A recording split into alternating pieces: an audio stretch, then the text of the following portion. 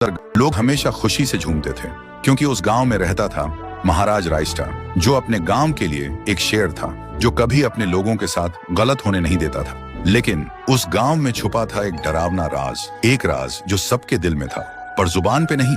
गांव के बीच एक सूखा हुआ पेड़ था जिसे लोग कहते थे श्रापित पेड़। ना कोई उसके पास जाता, ना कोई उससे आंख मिलाता। हर पूर्णिमा के अगले दिन उस पेड़ के नीचे एक लाश मिलती थी। लोग कहते रात में कोई आता है और लाश छोड़ जाता है, लेकिन कभी किसी ने कुछ देखा नहीं, और देखता भी कैसे। जो देखता वो अगले दिन पेड़ के नीचे होता था। एक दिन रायस्टार ने ठान लिया, बस अब और नहीं, इस राज का अंत मैं ही करूंगा, क्योंकि ढोलकपुर का नाम मिट्टी में मिल रहा था। फिर एक पूर्णिमा की रात रायस्टार चुपके से जाकर पेड़ के पास बैठ गया। रात के 2 बजे एक आवाज आई, थुंग थुंग थुंग थुंग थुंग थुंग थुंग थुंग थुंग सहूर।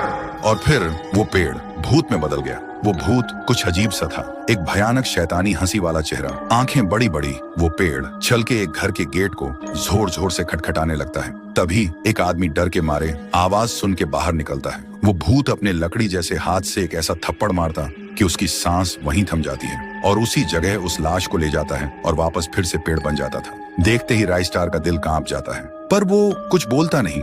सुबह लोग भीड़ में जमा हुए और रायस्टार ने पहली बार उस पेड़ से बात करने की कोशिश की। पेड़ के अंदर से एक आवाज निकली, क्या तुम सब भूल गए मुझे? रायस्टार बोलता है, तू कौन है?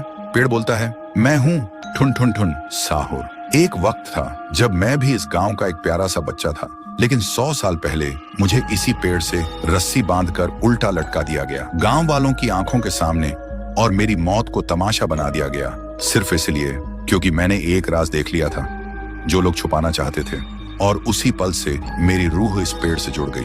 उस दिन से मैं इंसान नहीं, एक सज्जा बन गया, और हर पूर्णिमा में एक राजदार को चुनता हूँ और फिर उसे उसकी खामोशी का हिसाब देता हूँ। रायस्टार बोलता है, लेकिन अब तो वो लोग मर चुके हैं ना जो तेरा कसूरवार थे। अब तू मासूम लोगों को क्यों मार रहा है? पेड़ कुछ देर चुप रहता है, फिर बोलता है, ठीक है, बस एक बार मुझे याद करो, एक दिया जला दो, फिर मैं कभी किसी को नहीं मारूंगा। फिर रात में सब लोग आते हैं, एक एक दिया जलाते हैं, और तभी पेड़ अपने आप से आग पकड़ लेता है और आखिर में मुक्ति मिलती ठुन ठुन ठुन साहुर को।